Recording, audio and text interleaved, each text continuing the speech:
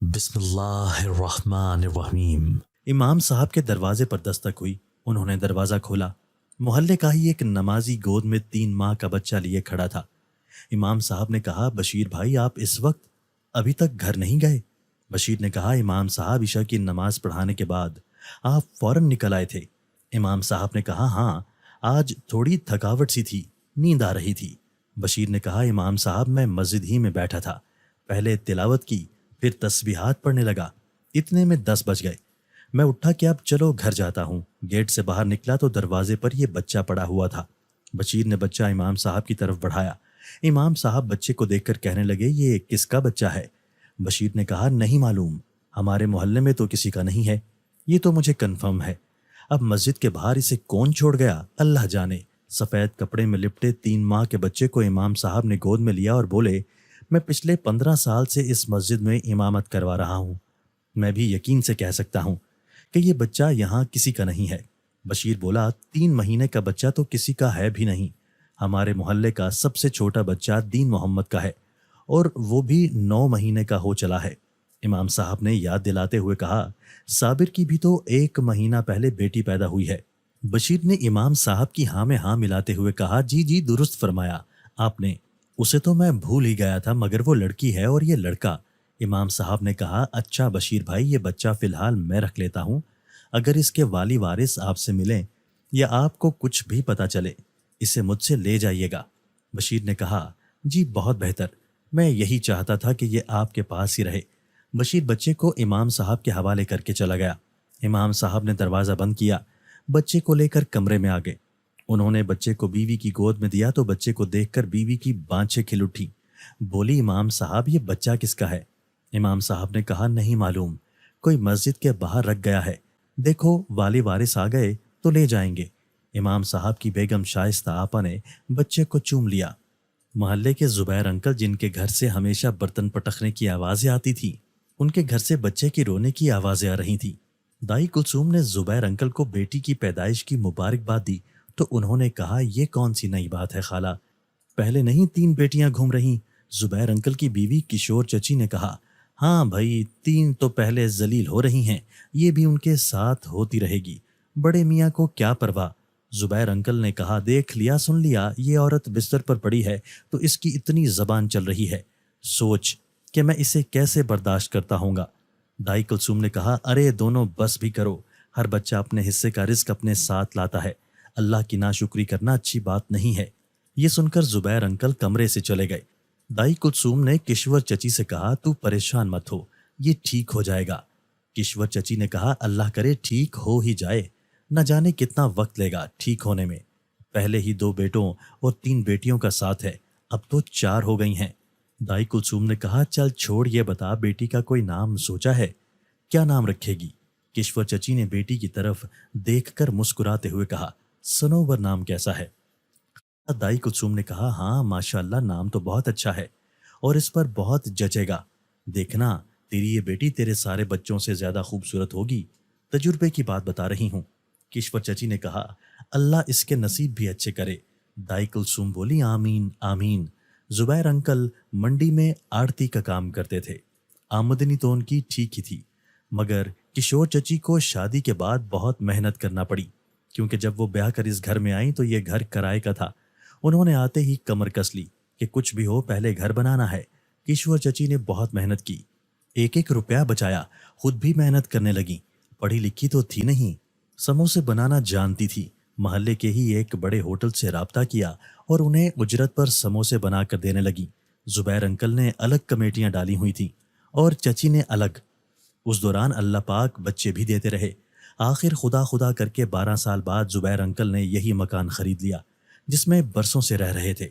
مکان اپنا ہوا تو چچی نے سکھ کا سانس لیا۔ وہ کہتی تھی، چھت اپنی ہو تو انسان روکھی سوکھی کھا کر بھی گزارا کر لیتا ہے۔ میں نے جو محنت کرنا تھی کر لی۔ گھر خریدتے ہی چچی نے سموسے والی مزدوری کرنے سے بھی معذرت کر لی۔ یہ الگ بات تھی کہ روایتی میاں بیوی کی طرح کشور چچی اور انکل زبیر کی آپس میں نوک جھوک لگی رہتی تھی، مگر یہ بھی درست تھا کہ انکل زبیر چچی کا ہمیشہ ساتھ دیتے اور ان کی ہر بات مانتے تھے۔ ہاں، آج کل وہ چڑچڑے ہو رہے تھے کیونکہ پچھلے 2 سال سے کاروبار میں نقصان ہوا تھا اور آج کل تو یوں لگنے لگا تھا کہ ان کی طبیعت بھی پہلے جیسی نہیں رہی تھی۔ زبیر انکل کی چھوٹی بیٹی کو چھوڑ کر باقی سب اسکول جاتے تھے اور اب تو سنوبر کا بھی اضافہ ہو چکا تھا۔ کئی دن گزر گئے، امام صاحب کے گھر بچے کو لینے کوئی نہ آیا۔ امام صاحب کی شادی کو بھی 13-14 سال ہو گئے تھے، لیکن وہ ابھی تک اولاد کی نعمت سے محروم تھے۔ شائستہ آپا کی گود میں بچہ کیا آیا، وہ تو خوشی سے پھولے نہیں سما رہی تھیں۔ امام صاحب خود بھی بچے کی موجودگی سے خوش تھے، مگر وہ محتاط تھے کہ اگر اس بچے کو کوئی لینے کے لیے آ گیا تو اس کے جانے سے بہت دکھ ہوگا۔ کئی دن انتظار کے بعد بھی بچے کو لینے کوئی نہیں آیا تو امام صاحب نے خود نمازیوں اور آنے جانے والوں سے بات کرنا شروع کر دیا کہ شاید کوئی اس بچے کے والی وارث کو جانتا ہو۔ اسی کھوج میں کئی دن مزید گزر گئے، مگر اس بچے کے گھر والوں کے بارے میں کچھ بھی پتہ نہ چلا۔ آخر ایک دن عشاء کی نماز کے بعد محلے کے بزرگوں کی موجودگی میں امام صاحب نے سب کو اپنے پاس بٹھایا اور بچے کے حوالے سے ان سے مشورہ کرنے لگے۔ سب نے اپنی اپنی رائے دی اور اپنی کوشش کے بارے میں بتایا جو انہوں نے بچے کے گھر والوں کو ڈھونڈنے کے لیے کی تھی۔ ایک دو لوگوں نے تو یہ بھی کہا کہ بچے کو یتیم خانے بھیج دیتے ہیں۔ ایک بزرگ نے کہا، امام صاحب مجھے نہیں لگتا کہ اس بچے کو لینے کے لیے کوئی آئے گا۔ اس کی کئی وجوہات ہیں۔ اس بچے کو مسجد کے باہر جو بھی چھوڑ گیا ہے اپنے پورے ہوش و حواس میں چھوڑ کر گیا ہے۔ ہم یہ تو نہیں کہہ سکتے کہ جیتے جاگتے بچے کو مسجد کے گیٹ پر کوئی رکھ کر بھول گیا ہو، اور اگر اس بچے کو کسی نے دشمنی یا حسد میں بھی یہاں پہنچایا ہے تو کم از کم بچے کے خاندان میں سے کوئی تو بچے کو ڈھونڈتے ہوئے یہاں پہنچتا۔ مگر سچ پوچھو تو مجھے یہ کوئی اور ہی معاملہ لگتا ہے، لیکن اس کا ذکر کرنا ٹھیک نہیں ہے۔ امام صاحب، میں عمر میں آپ سے بڑا ہوں، سر کے سارے بال سفید ہو گئے ہیں، دنیا دیکھی ہے میں نے۔ میرا مشورہ مانیں تو بچے کو یتیم خانے نہ بھیجیں، بلکہ اس بچے کو آپ خود گود لے لیں۔ آپ کی بھی شادی کو برسوں گزر چکے ہیں، آپ کی اپنی گود بھی خالی ہے۔ میں تو یہی کہوں گا کہ آپ اس بچے کو اپنا لیں، آپ اس بچے کا سہارا بن جائیں، کل کو یہ بچہ آپ کا سہارا بنے گا۔ وہاں بیٹھے تقریباً سب لوگوں نے ہی ان کی اس بات سے اتفاق کیا۔ ایک اور بزرگ نے کہا، آپ ڈرے نہیں، ہم سب آپ کے ساتھ ہیں۔ کل کو اس بچے کو کوئی لینے کے لیے آ بھی گیا تو ہم سب آپ کے حق میں گواہی دیں گے، اور ویسے بھی یہ آپ کا ان پر احسان ہوگا جن کی اولاد کی آپ سینے سے لگا کر پرورش کریں گے۔ محلے والوں نے امام صاحب کی ہمت بندھائی تو انہوں نے وہ بچہ اپنے پاس رکھنے کا فیصلہ کر لیا۔ شائستہ آپا کی خوشی دیدنی تھی۔ اکثر ان کے گھر جانے کا اتفاق ہوتا، بچے کو سینے سے لگائے وہ اتنی خوش نظر آتی جتنا پہلے انہیں کبھی نہیں دیکھا گیا۔ اولاد بھی کتنی بڑی نعمت اور دل کا سکون ہے۔ شائستہ آپا کی اپنی اولاد تو نہیں ہوئی تھی، لیکن اس بچے کے ان کی گود میں آنے سے پتہ چلتا تھا کہ جیسے ان کی پیاسی روح کو پانی کی بوندیں مل گئی ہوں اور وہ دوبارہ جی اٹھی تھی۔ شائستہ آپا نے بیٹے کا نام شہروز رکھا۔ ماشاءاللہ بہت ہی پیارا بچہ تھا۔ دن گزرتے رہے، سالوں بیت گئے، شہروز جوان ہو گیا۔ امام صاحب نے اسے اچھے اسکول میں داخل کروایا تھا۔ شہروز نے بہت اچھے نمبروں کے ساتھ میٹرک کیا۔ اس کے بعد امام صاحب نے اس کا داخلہ کالج میں کروا دیا۔ شہروز بچپن سے ہی بہت ذہین اور غیر معمولی صلاحیتوں کا بچہ تھا۔ اس کے تمام اساتذہ اس کی چھپی ہوئی صلاحیتوں کے معترف تھے۔ ہر کلاس میں فرسٹ آنا، گیمز میں تو اس سے بھی کوئی جیت ہی نہیں سکا۔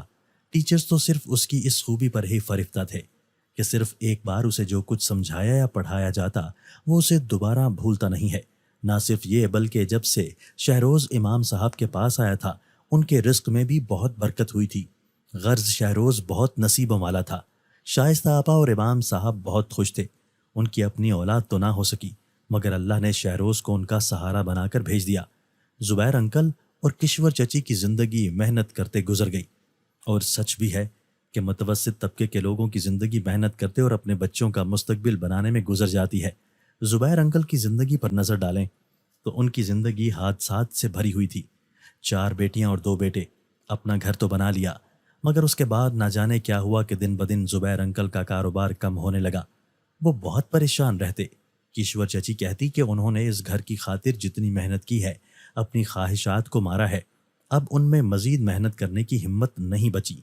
وہ زندگی کے باقی دن سکون سے گزارنا چاہتی ہیں۔ جیسے تیسے زبیر انکل نے 2 بیٹیوں کو میٹرک کروایا۔ بڑی 2 بیٹیوں کی بھی میٹرک کرتے ہی شادیاں کر دیں۔ صرف 2 چھوٹی بیٹیاں رہتی تھیں، ان دونوں نے بھی میٹرک کر لیا تھا۔ سنوبر سے بڑی محلے کی ہی درجن کے پاس سلائی سیکھنے جاتی، جبکہ سنوبر گھر پر ہی ہوتی تھی۔ دکھ تو یہ تھا کہ زبیر انکل کا بڑا بیٹا ان کی توقعات کے برعکس نکلا۔ کشور چچی نے جس بیٹے سے سب سے زیادہ امیدیں لگائیں وہ ہی دھوکہ دے گیا۔ زبیر انکل کا بڑا بیٹا کہیں سے لڑکی بھگا لایا، انکل تھے شریف آدمی، انہوں نے فوراً اس کے ساتھ بیٹے کا نکاح کر دیا۔ وہ خود کون سا بہت قابل تھا، چھوٹی موٹی نوکری کرتا تھا۔ چوتھے دن بیوی کو لے کر الگ ہو گیا کہ میں شادی شدہ ہو گیا ہوں، اپنے خرچے پورے کروں یا اتنے بڑے ٹبر کے۔ کشور چچی نے اسے الگ ہونے سے نہیں روکا، لیکن بیٹے کی جدائی اور بے وفائی میں وہ اس قدر روتی تھی کہ محلے کی ہر عورت دکھی تھی۔ اور اس کا بڑا بیٹا اتنا خود غرض نکلا کہ مہینوں وہ گھر نہ آتا، نہ ماں باپ کا حال پوچھتا۔ چھوٹا بیٹا کچھ قابل اعتماد تو نکلا، لیکن اس کا ویزا لگ گیا۔ اس کی قسمت اچھی تھی، دبئی کا ویزا لگا۔ پہلے ہی غربت تھی، انکل نے کچھ جمع پونجی اور کچھ ادھار لے کر بیٹے کو دبئی بھیج دیا۔ جس ایجنٹ کے ذریعے وہ دبئی گیا تھا، فوراً ہی اس سے کام بھی مل گیا۔ گھر والے روکھی سوکھی کھا کر گزارا کر رہے تھے، مگر اس کی نوکری سے خوش تھے۔ سب سے پہلے تو وہ قرض اتارنا تھا، جس کی وجہ سے وہ باہر جا سکا تھا۔ 6 مہینے تک وہ پیسے بھیجتا رہا، مگر کبھی کبھی لگتا ہے کہ مصیبتوں نے گھر دیکھ لیا ہے۔ چوری کے الزام میں کمپنی کے مالک نے انکل کے بیٹے کو پولیس کے حوالے کر دیا۔ ان کا بیٹا تو یہی کہہ رہا تھا کہ اس نے چوری نہیں کی۔ بہرحال جو بھی سچ تھا وہ تفتیش کے بعد پتہ چلنا تھا۔ ایک بار پھر کشور چچی اور زبیر انکل کی دنیا اندھیر ہو گئی۔ انکل بھی اب بہت بوڑھے ہو چکے تھے، ان میں بھی مزید محنت کی سکت نہیں تھی، مگر گھر کا چولہا جلانے کے لیے انہوں نے پھر سے منڈی جانا شروع کر دیا۔ اولاد کا غم بڑا بھاری ہوتا ہے۔ رو رو کر تو کشور چچی کی نظر کمزور ہو گئی تھی۔ زبیر انکل بھی بیمار رہنے لگے تھے۔ آخر ایک دن پتہ چلا کہ انکل کو ٹی بی ہو گئی ہے۔ وہ پہلے ہی بہت کمزور تھے، بستر سے ہی جا لگے۔ ان کا علاج شروع ہو گیا۔ ایک تو علاج کے اخراجات، اوپر سے گھر کی 2 وقت کی روٹی پوری کرنی مشکل ہو گئی تھی۔ ٹی بی کے مریض کا جب علاج چل رہا ہو تو اسے دوائی کے ساتھ اچھی خوراک کی بھی ضرورت ہوتی ہے۔ اچھی خوراک نہ ملے تو مریض بیماری کے ساتھ مقابلہ کیسے کرے گا؟ انہی دنوں شائستہ آپا تک بھی کشور چچی کی مصیبتوں کی داستان پہنچی، تو انہوں نے چچی کو پیغام بھجوایا کہ ان سے اکیلے گھر سنبھالا نہیں جاتا، لہٰذا مناسب سمجھے تو سنوبر کو بھیج دیا کریں، میرا ہاتھ بھی بٹا دے گی اور اس کی محنت اس کے ہاتھ پر رکھ دوں گی۔ اپنا گھر ہے، آپ کو پریشان ہونے کی ضرورت نہیں۔ چچی نے تو کبھی سوچا ہی نہیں تھا کہ انہیں یہ دن بھی دیکھنا پڑے گا۔ ایک بیٹا ہے جو پوچھتا نہیں ہے، جبکہ دوسرا بیٹا پردیس کی جیل کاٹ رہا ہے۔ شوہر بستر سے لگ گیا ہے اور نوبت فاقوں تک آ گئی ہے۔ سنوبر سے بڑی بیٹی کو تھوڑی بہت سلائی کا کام ملنے لگا۔ دوسری طرف سنوبر امام صاحب کے گھر پر کام جانے لگی۔ کشور چچی نے دل پر پتھر رکھ کر دوبارہ سموسے بنانے کا کام شروع کر دیا۔ یوں انکل کے علاج اور 2 وقت کی روٹی کے اخراجات پورے ہونے لگے۔ سنوبر روزانہ ناشتے کے بعد امام صاحب کے گھر چلی جاتی اور مغرب سے کچھ دیر پہلے واپس آتی۔ امام صاحب نے امامت کے ساتھ محلے میں اپنی چھوٹی سی کریانے کی دکان بھی شروع کی تھی، اور اللہ نے اتنی برکت دی کہ انہوں نے مارکیٹ میں سپر سٹور بنا لیا۔ چھوٹا سا گھر بیچ کر بڑا خوبصورت گھر خریدا۔ اس عرصے میں انہوں نے بہت ترقی کی تھی، لیکن امامت نہ چھوڑی۔ وہ اب تک ہماری مسجد کے امام ہیں اور اہل علاقہ ان کی بہت عزت کرتے ہیں۔ سنوبر اور شہروز تقریباً ہم عمر ہی تھے۔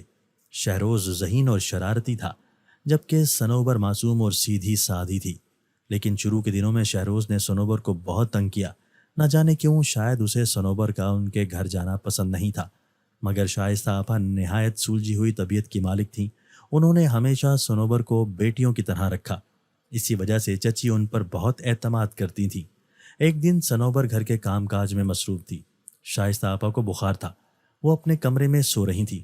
اسی اثناء میں شہروز کالج سے آ گیا۔ شہروز نے سنوبر کو اکیلا دیکھا تو اس کے پاس اسے چڑھانے کے لیے کھڑا ہو گیا۔ شیشی، اوئے بھوری بلی، کھانا تیار ہے؟ سنوبر نے غصے سے کہا۔ یہ بھوری بلی کسے کہا؟ روز میرا ایک نیا رام رکھ دیتے ہو، کبھی میمنی، کبھی گونگلو، کبھی کاکی، اور آج بھوری بلی۔ رکو میں خالہ کو بتاتی ہوں، شہروز نے سرگوشی کرتے کہا۔ امی سو رہی ہیں، آج صبح سے ہی انہیں بخار تھا، اب تم انہیں نیند سے جگاؤ گی، وہ بھی اس حالت میں، تمہیں شرم نہیں آئے گی؟ سنوبر بولی، دیکھو شہروز، میرے منہ مت لگو، میں تمہارا کھانا نکال دیتی ہوں، آ کر کچن سے خود لے جاؤ، میں کوئی تمہاری نوکر نہیں ہوں۔ اتنے میں شائستہ آپا کی آواز آئی، سنوبر، شہروز آ گیا کیا؟ شہروز دوبارہ سرگوشی کرتے ہوئے بولا، لو اٹھا دیا امی کو۔ پھر اس نے ہاتھ میں پکڑی ہوئی کتاب سنوبر کے سر پر آہستہ سے ماری اور یہ کہتے ہوئے گزر گیا، جھلی کہیں کی۔ جی امی، میں آ گیا، یہ کہتے ہوئے وہ اپنے کمرے کی طرف چل پڑا۔ سنوبر اپنے سر پر ہاتھ رکھے غصے سے اسے دیکھ رہی تھی۔ جوں جوں شہروز کی عمر بڑھ رہی تھی، اس کے اندر بے چینی کی سی کیفیت بڑھتی جا رہی تھی۔ اس کے اندر خود بھی یہ ادراک تھا کہ اس کی طبیعت میں عجیب بے چینی رہتی تھی، مگر وہ خود اپنی کیفیت کو سمجھ نہیں پا رہا تھا۔ شاید اسی لیے وہ سنوبر کو بھی تنگ کرتا، اسے چھیڑتا اور خود کو تھوڑا سکون پہنچا لیتا، کیونکہ اور تو کوئی تھا نہیں جسے وہ تنگ کر سکتا۔ ایک دن سنوبر چھت پر دھلے ہوئے کپڑے ڈال رہی تھی۔ شہروز کے سیکنڈ ایئر کے پیپرز شروع تھے۔ وہ چھت پر پڑھنے کے لیے آ گیا۔ اوپر سنوبر کو دیکھ کر بولا، بھوری بندریا جلدی سے نیچے جا، کیونکہ مجھے پڑھائی کرنی ہے۔ سنوبر نے آخری دوپٹہ تار پر ڈالا اور دونوں ہاتھ کمر پر رکھتے ہوئے بولی، تمیز نہیں ہے بات کرنے کی؟ ویسے تو کالج میں پڑھتے ہو اور تمیز تہذیب نہیں سیکھی۔ شہروز ہنستے ہوئے بولا، ساری تمیز تم نے جو سیکھ لی ہے، میرے لیے کچھ بچا ہی نہیں، تو کیا کرتا؟ سنوبر نے کمرے کی دہلیز پر پڑی کرسی کھینچی اور اس پر بیٹھتے ہوئے بولی، نہیں جاؤں گی یہاں سے، دیکھتی ہوں کون مجھے یہاں سے بھیجتا ہے۔ اگر مجھے زیادہ تنگ کیا تو میں خالہ کو بتاؤں گی۔ اسی دوران نیچے سے شائستہ آپا کی آواز آئی، سنوبر بیٹا نیچے آنا، کچن میں میری مدد کرانا۔ یہ سنتے ہی سنوبر کا تو رنگ پھیکا پڑ گیا، جبکہ شہروز کہکا لگا کر ہنس پڑا اور بولا، اب تو جاؤ گی نا؟ جاؤ۔ شائستہ آپا کی دوبارہ آواز آئی، خدا کا واسطہ شہروز مت تنگ کیا کرو سنوبر کو، کیوں ہر وقت اسے پریشان کرتا رہتا ہے؟ یہ سنتے ہی سنوبر کھلکھلا اٹھی اور شہروز کا منہ لٹک گیا۔ سنوبر کرسی سے اٹھی اور اپنی لمبی چٹیا گھماتے ہوئے بولی، خالہ کو سب پتا ہوتا ہے کہ کون کیا کر رہا ہے۔ یہ کہہ کر وہ نیچے چلی گئی۔ شہروز اسے دیکھ کر مسکرا دیا اور کمرے میں آ کر بیڈ پر لیٹ کر پڑھنے لگا۔ اس کا ذہن کسی ایک طرف تو فوکس کر نہیں سکتا تھا، وہ ایک وقت میں کئی چیزیں سوچ رہا ہوتا تھا۔ اسی لمحے ایک فاختہ کمرے میں چلی آئی، وہ دانہ ڈھونڈ رہی تھی۔ فاختہ کو دیکھ کر شہروز سوچنے لگا، کاش کہ میں اس فاختہ کو جو بھی کہتا یہ میری بات مان لیتی۔ میری کوئی بہن تو ہے نہیں، خود سے باتیں کر کر کے میں تنگ آ جاتا ہوں۔ اے فاختہ، کیا تو میرا ایک کام کرے گی؟ وہ سنوبر نامی لڑکی کچن میں برتن پٹخ رہی ہے، اس کا دوپٹہ اڑا کر لے جا۔ فاختہ اڑی اور چھت کے منڈیر پر بیٹھ گئی۔ شہروز مسکراتے ہوئے اسے دیکھ رہا تھا۔ اسی وقت فاختہ اڑی، شہروز واپس اپنے تکیے پر دراز ہو گیا۔ فاختہ اڑتی ہوئی کچن میں گئی، سنوبر کا دوپٹہ اس کے گلے میں لٹک رہا تھا۔ اس نے سنوبر کا دوپٹہ اپنے پنجوں میں جکڑا اور ایک جھٹکے سے اس کا دوپٹہ کھینچتے ہوئے اڑنے لگی۔ سنوبر نے بر وقت اپنے دوپٹے کو پکڑ لیا، پلٹ کر دیکھا تو فاختہ اس کے دوپٹے کو لیے اڑے جا رہی تھی۔ سنوبر چلانے لگی، خالہ میرا دوپٹہ، میرا دوپٹہ۔ شائستہ آپا نے بھی پلٹ کر دیکھا، ہائے اللہ کیا ہوا؟ فاختہ مسلسل اس کا دوپٹہ کھینچتے ہوئے کچن سے باہر نکلی۔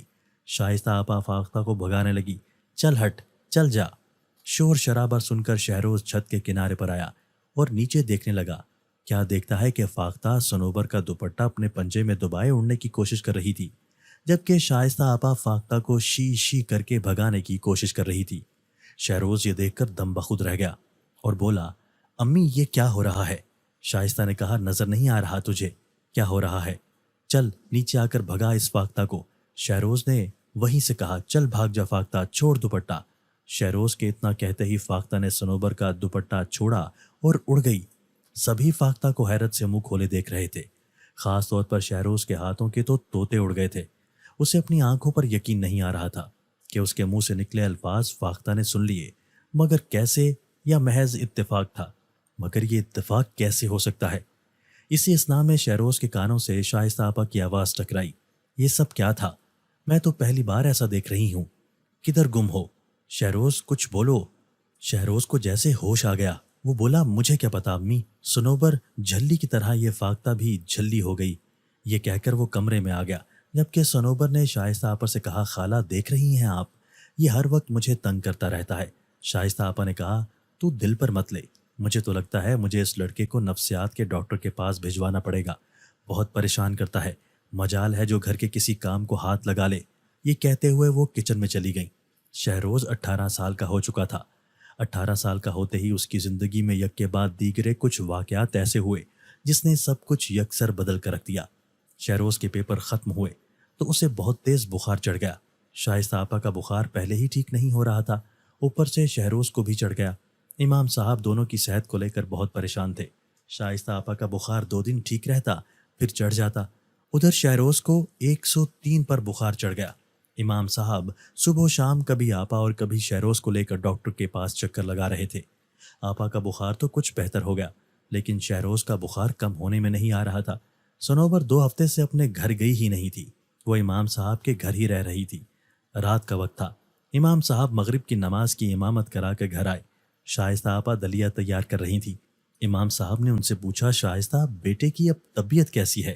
آپا بہت دکھی تھی، ان کے آنسو گر رہے تھے۔ بولی، پتہ نہیں امام صاحب، میرے بچے کو کس کی نظر لگ گئی ہے، بخار ہے کہ اتر ہی نہیں رہا۔ شام کو بخار کچھ کم ہوا ہے تو 2 گھنٹے کے لیے سویا ہے۔ امام صاحب نے کہا، شائستہ پریشان مت ہو، اللہ خیر کرے گا، موسمی بخار ہے، جلد اتر جائے گا۔ یہ کہہ کر امام صاحب اپنے کمرے میں چلے گئے۔ سنوبر روٹیاں پکا کر فارغ ہوئی۔ آپا نے کہا، سنوبر دلیا میں نے پیالے میں ڈال دیا ہے، دیکھ کر آ، شہروز سو کر اٹھ گیا ہے تو اسے دلیا پہنچا دے، میں امام صاحب کو کھانا دیتی ہوں۔ سنوبر نے کہا، ٹھیک ہے خالہ۔ شائستہ آپا امام صاحب کا کھانا لے کر ان کے کمرے میں چلی گئیں اور سنوبر شہروز کے کمرے کے پاس آئی۔ کمرے کے اندر جھانکا تو شہروز جاگ چکا تھا۔ وہ بیٹھ کے سرہانے سے ٹیک لگائے کمرے کی کھڑکی سے باہر دیکھ رہا تھا۔ سنوبر بنا کچھ کہے کچن میں واپس آئی۔ ٹرے میں دلیے کا پیالہ اور پانی کا گلاس رکھا اور شہروز کے کمرے میں گئی۔ سنوبر نے ٹرے ٹیبل پر رکھا اور بولی، شہروز کھانا کھا لو۔ شہروز نے پوچھا، کیا بنایا ہے؟ سنوبر نے پیالہ اٹھایا اور اس کی طرف بڑھاتے ہوئے کہا، دلیا بنایا ہے۔ وہ مسکراتے ہوئے بولا، اسے تم کھانا کہتی ہو؟ کتنی جھلی ہو۔ اتنے میں سنوبر ہونے لگی۔ شہروز نے پیالہ پکڑتے ہوئے کہا، ارے تم رونے کیوں لگ گئی ہو؟ اچھا نہیں کہتا جھلی، یاد رکھنا میں نہیں رہا تو کوئی بھی تمہیں جھلی نہیں کہے گا، نہ بھوری بلی کہے گا۔ سنوبر نے روتے ہوئے کہا، تم ایسی باتیں نہ کرو اور جلدی سے ٹھیک ہو جاؤ، خالہ اور امام صاحب تمہارے لیے بہت پریشان ہیں، خاص طور پر خالہ کے آنسو مجھ سے دیکھے نہیں جاتے۔ میری امی تو پہلے ہی 2 بیٹوں کی جدائی برداشت کر رہی ہیں، ایک پوچھتا نہیں جبکہ دوسرا پردیس کی جیل کاٹ رہا ہے، پتہ نہیں کب آئے گا۔ میری امی کی آنکھیں رو رو کر اپنی روشنی کھوتی جا رہی ہیں، تم کہیں مت جانا۔ اتنے میں شائستہ آپا کمرے میں داخل ہوئیں۔ انہوں نے آگے بڑھ کر سنوبر کو گلے لگا لیا اور بولی، سنوبر چپ ہو جاؤ، دیکھنا تمہارے دونوں بھائی جلد آئیں گے اور بڑا بھائی اپنی امی سے معافی مانگے گا، دیکھنا۔ مگر سنوبر پھوٹ پھوٹ کر رونے لگی تھی۔ شہروز کی طبیعت دن بدن بگڑنے لگی۔ 2 دن بعد ہوا کچھ یوں کہ آدھی رات کا وقت تھا۔ سنوبر اور شائستہ آپا ایک ہی کمرے میں سو رہے تھے جبکہ امام صاحب دوسرے کمرے میں سو رہے تھے۔ سنوبر جاگی ہوئی تھی۔ وہ اپنے گھر کے حالات کو یاد کر کے دکھی تھی۔ اس کے ابو کی طبیعت تو بتدریج بہتر ہو رہی تھی۔ کیشور چچی ان کی خوراک اور دوائیوں کا خاص خیال رکھتی تھی، مگر دبئی میں اس کا بھائی ابھی تک جیل میں تھا۔ پولیس ابھی تک چوری کی تفتیش میں لگی ہوئی تھی۔ سنوبر کو آہٹ محسوس ہوئی۔ وہ اٹھی، دروازہ کھول کر باہر جھانکا۔ شہروز گھر سے باہر کی طرف جا رہا تھا۔ رات کے 2 بجے وہ کہاں جا رہا تھا؟ سنوبر باہر نکلی۔ اس نے شہروز کا بازو پکڑ لیا اور سرگوشی کرتے ہوئے بولی، شہروز کہاں جا رہے ہو؟ مگر چہرے پر حد درجہ سنجیدگی لیے ہوئے شہروز نے سنوبر کو پیچھے کی طرف دھکا دیا اور گھر سے باہر نکل گیا۔ سنوبر اٹھی اور کمرے کی طرف بھاگی۔ اس نے شائستہ آپا کو اٹھایا۔ خالہ اٹھیں خالہ۔ شائستہ آپا ہاتھ بڑھا کر اٹھ بیٹھی۔ کیا ہوا کیا ہوا؟ سنوبر بولی، خالہ شہروز گھر سے باہر نکل گیا ہے۔ وہ حیرت سے بولی، کیا؟ وہ جلدی کمرے سے باہر نکلی۔ باہر کا گیٹ کھلا ہوا تھا۔ وہ تیزی سے امام صاحب کے کمرے کی طرف بھاگی۔ امام صاحب، شہروز آدھی رات کو گھر سے باہر نکل گیا ہے۔ امام صاحب بھی اٹھ بیٹھے اور چپل پہنتے ہوئے بولے، یہ کیا کہہ رہی ہو؟ شائستہ دونوں گیٹ کی طرف بھاگے۔ سنوبر گلی میں کھڑی تھی۔ بولی، امام صاحب شہروز گلی کے دائیں طرف گیا ہے۔ امام صاحب نے کہا، اچھا بیٹا اندر آ جاؤ اور دروازہ بند کر دو۔ سنوبر اور آپا اندر آ گئے اور دروازہ بند کر دیا۔ امام صاحب بیٹے کے پیچھے بھاگے۔ انہوں نے دور سے ہی شہروز کو دھیرے دھیرے جاتے ہوئے دیکھ لیا، مگر جس طرف وہ جا رہا تھا اس طرف جناز گاہ اور پھر قبرستان تھا۔ امام صاحب نے شہروز کو پکارا، شہروز رک جاؤ، کہاں جا رہے ہو؟ مگر وہ خاموشی سے بغیر رکے اور بغیر مڑے چلا جا رہا تھا۔ چلتے چلتے وہ قبرستان میں داخل ہو گیا، لیکن اسی لمحے امام صاحب بیٹے کے پاس پہنچ گئے۔ انہوں نے بیٹے کا بازو پکڑ لیا اور بولے، رک جاؤ بیٹا۔ امام صاحب بری طرح ہانپ رہے تھے۔ شہروز نے انہیں دھکا دینا چاہا، لیکن امام صاحب نے ایک تھپڑ شہروز کے منہ پر دے مارا۔ تھپڑ لگتے ہی شہروز کو ہوش آ گیا۔ وہ بولا، ابو ہم یہاں کیا کر رہے ہیں؟ امام صاحب نے کہا، مجھے کیا معلوم، یہ تو تمہیں پتا ہوگا کہ تم آدھی رات کو یہاں کیوں آ رہے تھے، چلو گھر۔ یہ کہہ کر امام صاحب نے اسے اپنی طرف کھینچا۔ چند قدم ہی چلے ہوں گے کہ شہروز نیچے گرا اور بے ہوش ہو گیا۔ شہروز شہروز آنکھیں کھولو۔ امام صاحب اس کا چہرہ تھپ تھپانے لگے۔ امام صاحب جلدی میں اپنا موبائل لانا بھی بھول گئے تھے۔ بیٹے کو اکیلا چھوڑ کر بھی نہیں جا سکتے تھے۔ آدھی رات کو کس کو مدد کے لیے پکاریں؟ وہ بیٹے کو किस तरह खींचते हुए जनाज़गाह में ले गए। वहाँ पानी का नलका लगा हुआ था। उन्होंने चुल्लू में पानी भरा और बेटे के मुंह पर छींटे मारने लगे। थोड़ी देर में शहरोज को होश आ गया। इमाम साहब ने बेटे का सर अपनी गोद में रखा और कुरानी आयात पढ़कर उस पर दम करने लगे। शहरोज बोला, अब्बू क्या हुआ है? इमाम साहब ने कहा, कुछ नहीं हुआ बेटा, सब ठीक है। फिर इमाम साहब बेटे को सीने से लगाते हुए बोले, अगर घर जाने की हिम्मत नहीं है तो कोई बात नहीं, मैं सारी रात अपने बेटे को यहीं गोद में लेकर बैठा रहूंगा, तुम फिक्र मत करो, सो जाओ। इमाम साहब जनाज़गाह की दीवार के साथ टेक लगाकर बैठ गए। बेटे का सर गोद में रखा हुआ था और मुसलसल उस पर दम कर रहे थे। उधर शाइस्ता आपा को एक पल का करार नहीं था। वो मुसलसल रोए जा रही थी। सनोबर भी उन्हें देख कर रो रही थी, मगर साथ ही उन्हें हौसला भी दे रही थी। आपा कमरे में जाने के लिए तैयार ही नहीं थी। वो गेट पर ही बैठी इमाम साहब और बेटे की राह देख रही थी। तकरीबन 4 बजे के करीब पड़ोस से एक शख्स निकला और सलाम के बाद बोला, भाभी क्या हुआ, आप यहाँ गेट पर बैठी रो रही हैं, अल्लाह खैर करे। आपा ने रोते हुए रात का वाक़या सुनाया तो वो भी परेशान हो गया। उसने उसी वक्त अपने घर से अपने बड़े भाई और बेटे को बुलाया और इमाम साहब के पीछे चल पड़े। तलाश करते करते जनाज़गाह के पास पहुंचे तो इमाम साहब दीवार से टेक लगाए ऊँग रहे थे और शहरोज उनकी गोद में सर रखे सो रहा था। उन्होंने इमाम साहब को जगाया। शहरोज की हालत बिल्कुल निढाल हो चुकी थी। आखिर 2 बंदों ने शहरोज को सहारा दिया और सब घर की तरफ चल पड़े। घर पहुंचे, शहरोज को उसके बिस्तर पर लेटाया और सब उसके कमरे से बाहर आ गए। इमाम साहब ने सारा वाक़या सुनाया तो पड़ोसी ने कहा, लगता है बुखार आपके बेटे के दिमाग पर चढ़ गया है। एक तो इसके सर पर ठंडी पट्टियां रखें और मेरी माँ ने तो बेटे के लिए कहीं से दम ले आए। आखिर इसका बुखार उतर क्यों नहीं रहा है? आप तो हमसे ज़्यादा इन बातों को समझते हैं। माशाअल्लाह, इतना प्यारा बेटा है आपका, अल्लाह इसे ज़िंदगी दे। वो तो दुआएं देकर चले गए। शहरोज सो चुका था। आपा ने कहा, इमाम साहब खुदा के लिए कल ही किसी बहुत अच्छे बुजुर्ग के पास जाएं। ठीक ही तो कह रहे हैं, मेरे बेटे की हालत दिन ब दिन बिगड़ती जा रही है। मैं बता रही हूँ, मेरे बेटे को कुछ हुआ तो मैं इसकी जुदाई बर्दाश्त नहीं कर पाऊंगी। अगली सुबह 10 बजे ही इमाम साहब कहीं निकल गए। यही कह कर गए थे कि शहरोज के लिए दम लेने के लिए जा रहा हूँ। उनके जाने के आधे घंटे बाद आपा भी करीबी मज़ार पर शहरोज की सेहत के लिए मन्नत मानने चली गई। सनोबर घर की सफाई में मसरूफ हो गई। अचानक उसे शहरोज की आवाज़ आई, तुम सारा दिन काम करके थकती नहीं हो? सनोबर ने पलट कर देखा। जीन्स शर्ट में मलबूस शहरोज दरवाजे के साथ टेक लगाकर खड़ा था। सनोबर बोली, अरे माशाल्लाह शहरोज, तुम्हारी तबीयत तो काफ़ी बेहतर लग रही है, ज़रा अपना बुखार चेक करो। वो हंसते हुए बोला, ज़रा क्यों, सारा बुखार चेक करो। सनोबर ने उसके माथे पर हाथ रखा और बोली, आज तो बुखार काफ़ी कम है, इसीलिए मुझे तंग करने आ गए हो, मगर जितनी कोशिश कर लो आज मुझे गुस्सा नहीं आएगा। अब उठ गए हो तो मुंह धोकर नाश्ता कर लो, फिर दवाइयाँ दूंगी। ये कहकर सनोबर किचन की तरफ चल पड़ी।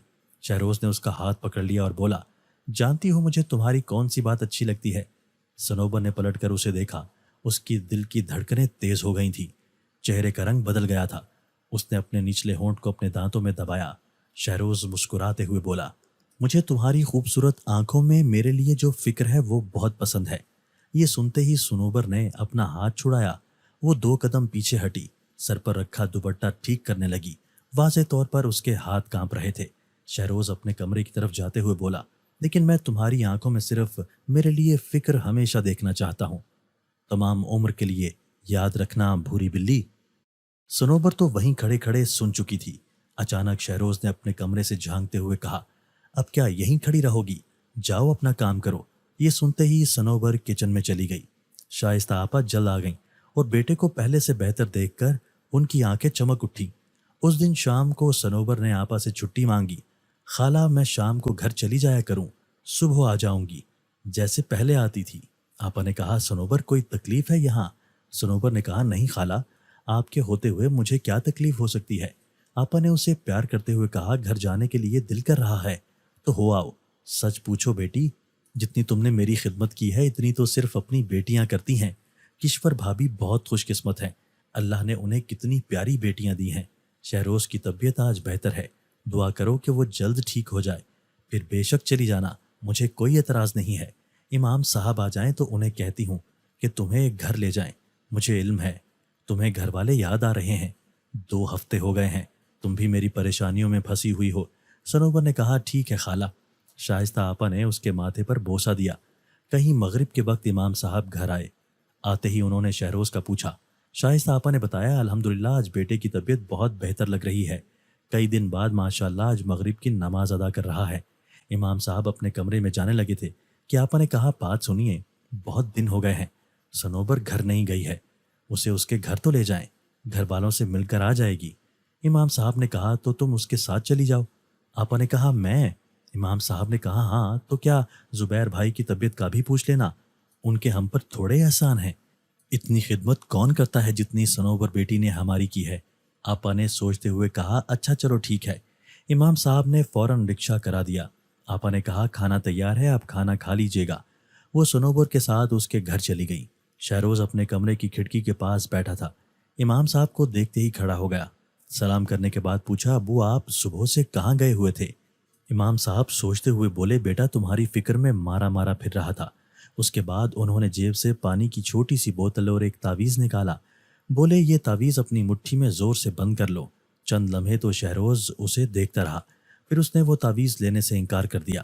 امام صاحب نے غصے سے کہا، پکڑو اسے، اور زبردستی تعویذ اس کے ہاتھ میں پکڑانے لگے، مگر اگلے ہی لمحے شہروز نے امام صاحب کو دھکا دیا، مگر امام صاحب اس کے قریب آئے اور چلاتے ہوئے بولے، کون ہو تم؟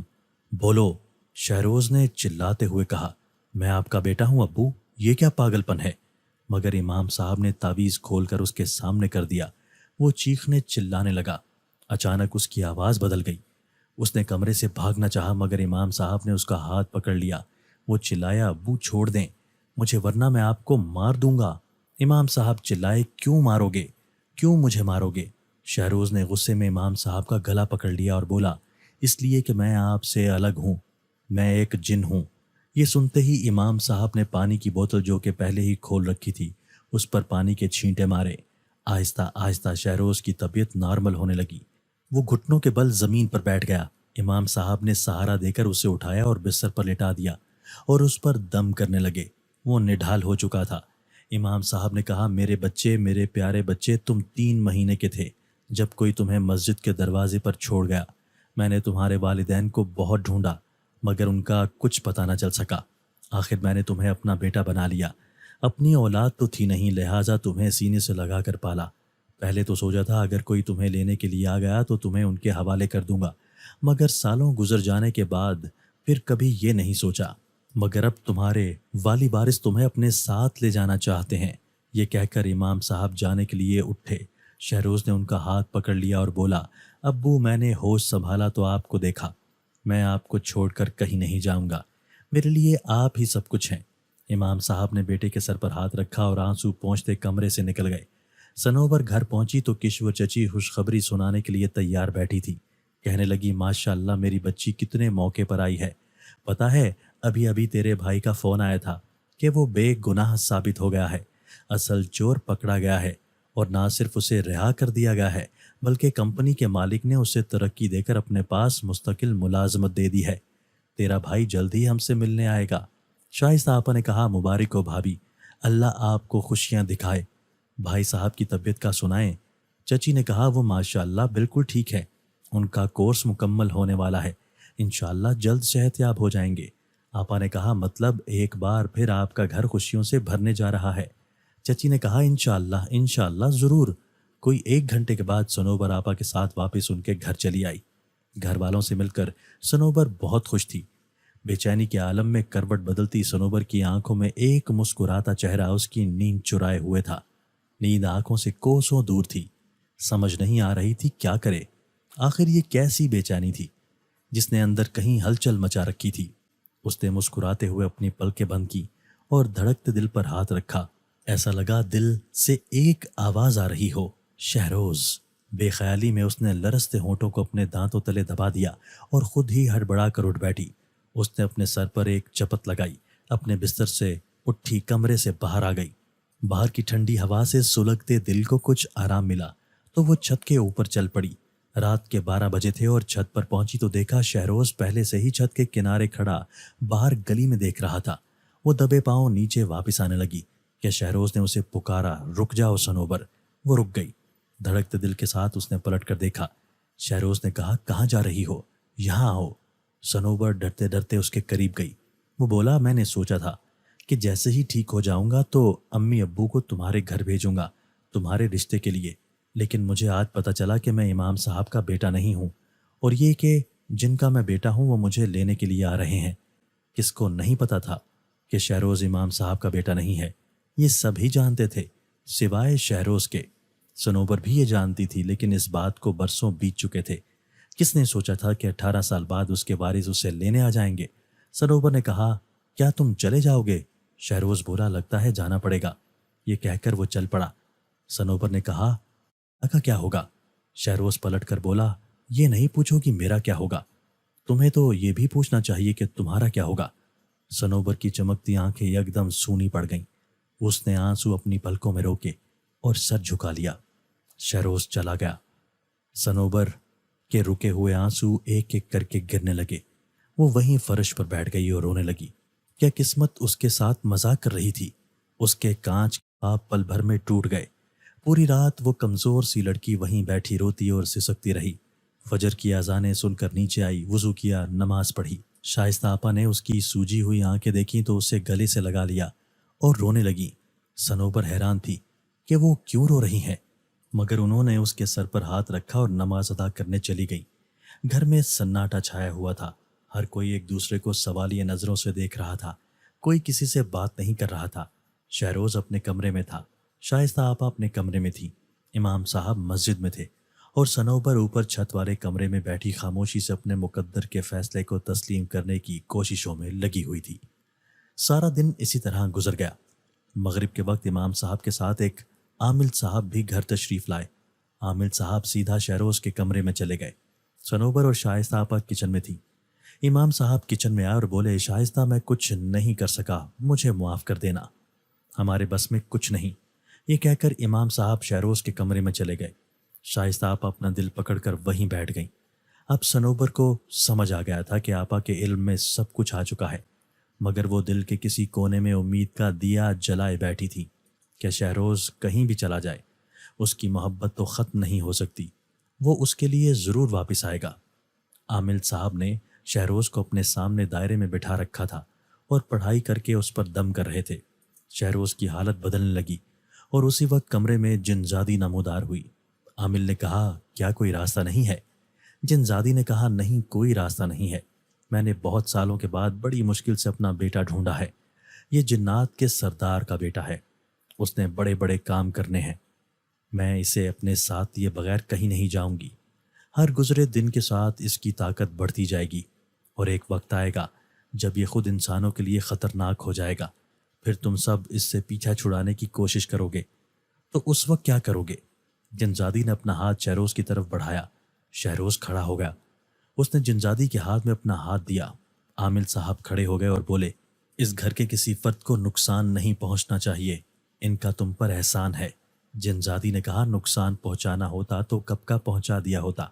जिनजादी ने अपना भेस बदला। आमिल साहब ने इमाम साहब को कमरे से बाहर जाने के लिए कहा। इमाम साहब कमरे से बाहर आ गए। चंद लम्हों बाद आमिल साहब, शहरोज़ और जिनजादी कमरे से निकले।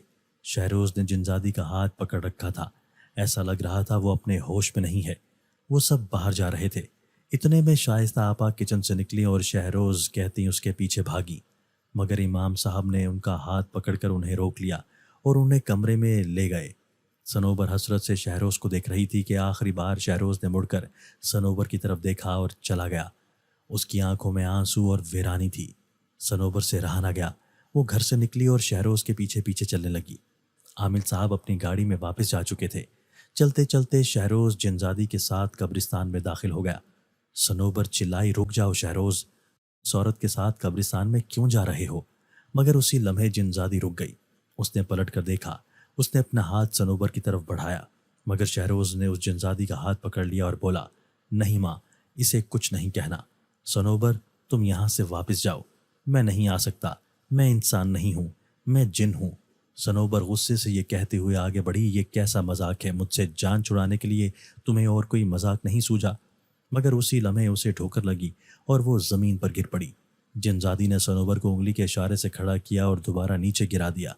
फिर बोली, अब यकीन आ गया या अभी भी नहीं आया? सनोबर चिल्लाई, नहीं यकीन आया। शहरोज़ वापस आ जाओ, ये औरत झूठ बोल रही है, میں تمہارے بغیر مر جاؤں گی۔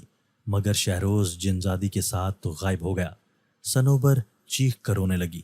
ارد گرد کے لوگوں نے اس کی حالت دیکھی تو زور زبردستی اسے گھر پہنچایا۔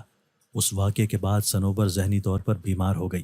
سارا دن کسی بت کی مانند بیٹھی رہتی یا روتی رہتی۔ کوئی کھلا دے تو کھا لیتی، ورنہ سارا دن بھوکی بیٹھی رہتی۔ اس کا علاج بہت اچھے نفسیاتی ہسپتال سے ہوتا رہا۔